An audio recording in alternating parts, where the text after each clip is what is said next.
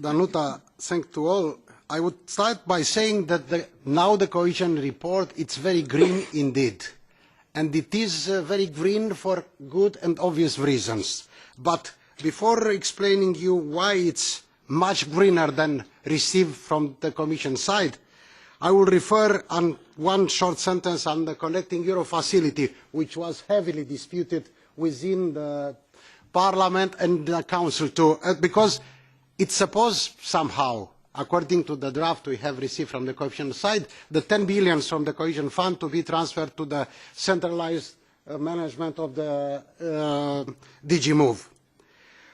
We in the Regi Committee, we found a very, very balanced solution, which is now transposed in the Common Provisions Regulation, and then it's also with an identical text mentioned in the Cohesion Fund Regulation, which stipulates quite the opposite, which means no transfer of the 10 billions, money to be kept within the national envelopes, but the philosophy of the projects of that kind to be implemented with the agreement of the member states.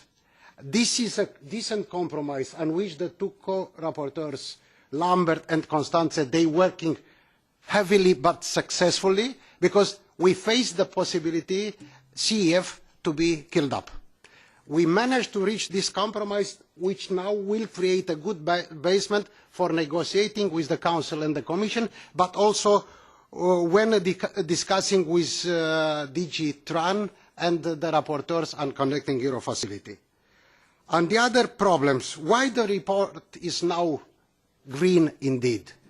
We have introduced some novelties for which I want to thank so much to all my colleagues from all political groups. First, we have introduced the saving energy for housing, which was not before mentioned in the draft regulation we received from the Commission side. Now, once voted, the projects which refers to the house saving energy for housing, it's eligible, even more, and refers to the cohesion member states. It's also allowed the projects eligible projects which refers to the high efficiency plants for power, heating and cooling. We are considering not only the co-gen model system, but also the new generation, the 3-gen, the last development, which do produce power, heating and cooling. Without touching the ETS system, projects are now eligible under the Cohesion Fund regulation. And even more, to be complete and to be coherent, we have introduced also the transport and distribution networks, which, in line with what was mentioned by my very distinguished colleague Jan Olbrycht, we've been working closely and remarkably effectively. It is a very coherent, integrated approach on the urban development, because we are treating all three aspects: production of the energy, all type energy, power, heating, cooling, but also distribution network and the energy consumption.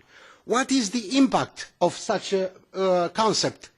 Will be a significant reduction of the CO2 emissions. As you know, if we'll continue with the today trends, we can only reach by 2020 half of our 20% targets on the CO2 emission reductions. It will be also a considerable boost for using renewable sources of energy, because when it's based on renewable sources, all projects are fully eligible. And even more, it's a major boost for SMEs, because all those projects will be implemented mostly by local SMEs, by green, local, sustainable jobs. And finally, it is a major social impact, because all studies have shown that by doing that, we can significantly reduce the energy bill for the European citizens living within the cohesion member states. It's also a green report because we have enhanced the dimension of the principle polluter pays, and we're still expecting Commissioner Potočnik to come up with this new directive on environment impact assessment.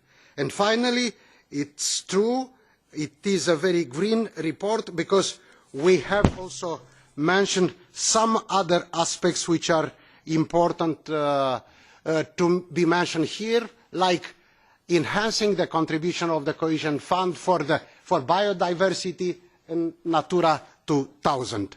And finally, what is also new, and it shows the wisdom of the Regi Committee, we have introduced the same provision. All common indicators are to be adopted by the Commission through the implementing acts, not mentioned in the annexes of our regulations. And what else to add?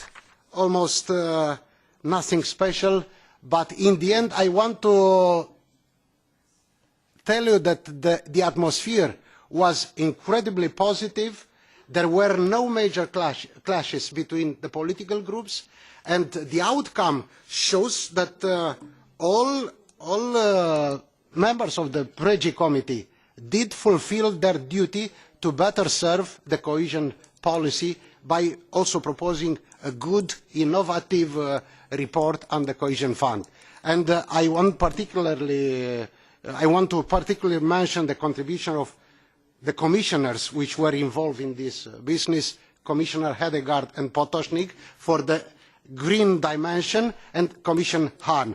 And I'm quite cautiously optimistic about the outcome of our negotiations in the Council, because there the atmosphere is quite positive too. Thank you to all.